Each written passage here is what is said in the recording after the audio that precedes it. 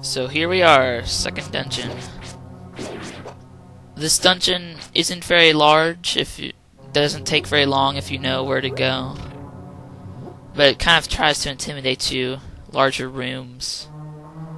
Just different than the first dungeon. Those enemies, just attack them when their head comes out of the sand. You don't want to walk on them. Go ahead and kill all the enemies in this room if you want. Get some items from underneath pots. And then lift this one at the top here. Step on the switch, get the map of the dungeon. Go ahead and exit from the left and begin to head left. And then north through this one door here. You want to watch out for these enemies whenever their eye is pointing at you. Yeah, they fire a laser at you. It can get very annoying when there's more than one in the room, which happens later on. Go ahead and make your way to the right end of the dungeon now. South from there. Just go as far as you can.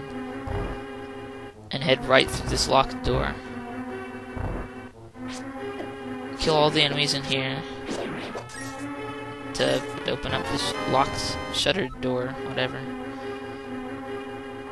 You can hide behind the statues, and the thing won't be able to hit you. Here, fairly simple room, just walk through. Not very tough. Get the big key of the dungeon.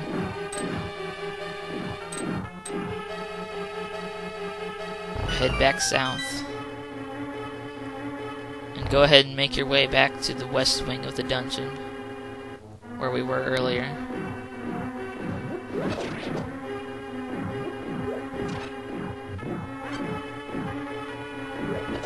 You don't have to kill those enemies.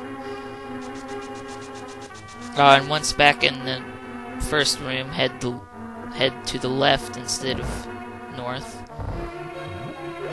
The middle upper left jar has the switch underneath it. You can get a bunch of stuff from these other ones if you don't get massacred by a laser guy.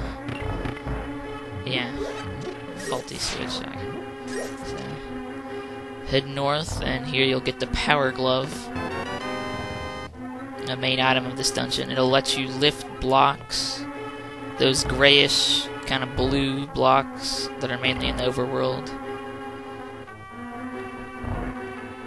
I'm pretty sure you can push certain things too now. Just head south and then west here. And if you press the third block on the left down, yeah, you can get some fairies here. Yeah, my jars are full. Just grab one. And go ahead and exit the dungeon right here. Another little entrance to the west that you can't normally get to. Go down south here to get the third heart piece. Piece of heart. Vulture shouldn't be too much of a problem. And then head up through this other third entrance. Push the one on the right, bottom block on the right to the left. Go ahead and grab the key here and just get out. You don't want to spend much time. The tiles on the floor will all come up and shoot at you. And they'll make kind of a skull pattern of them. Go ahead and kill all the enemies in this room. Again, you can use the statues. Here's where it starts to get tough. There begins to be two, a little farther up here. Yeah, and here there's two statues shooting at you at the same time. You're gonna have to duck in and out sometimes. Grab the key on the middle right jar. Go ahead and get the top right jar's key. You can also check the other ones for supplies here. And just get out of there too. Same thing. Check the jars. Some health.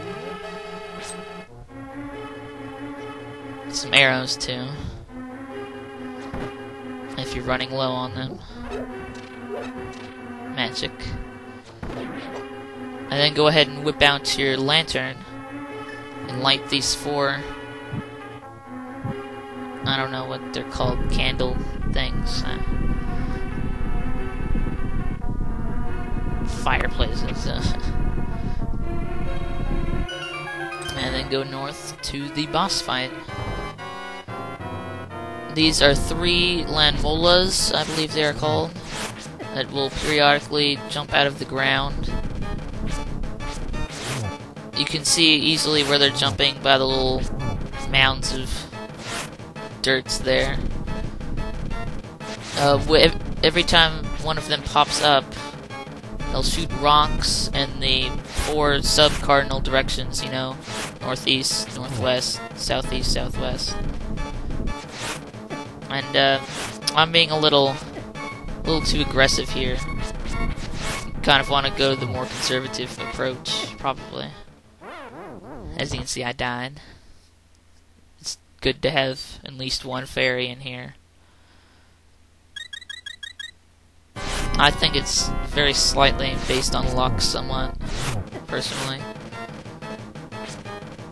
But the only part that you can hit is their head. Can't hit their tail or anything. There's not much else to say. It gets a lot easier once you've killed at least one. There's less of them jumping around shooting at you at once. It's best to kind of wait until you've got one like coming right at you for a nice clear open shot. This boss can take you a little bit much longer than the first boss.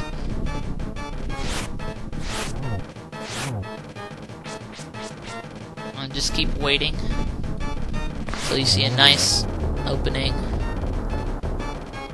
And hopefully you'll kill one eventually.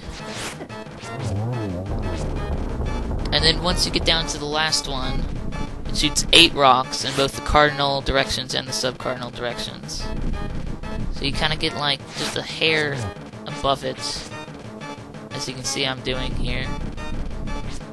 Just slightly below it, but not too far below. Just use the same approach. And after a minute here, you will kill it. And so that's the end of the second dungeon of my Link to the Past video walkthrough. Thank you for watching. Hopefully I will get more up soon here. Thank you.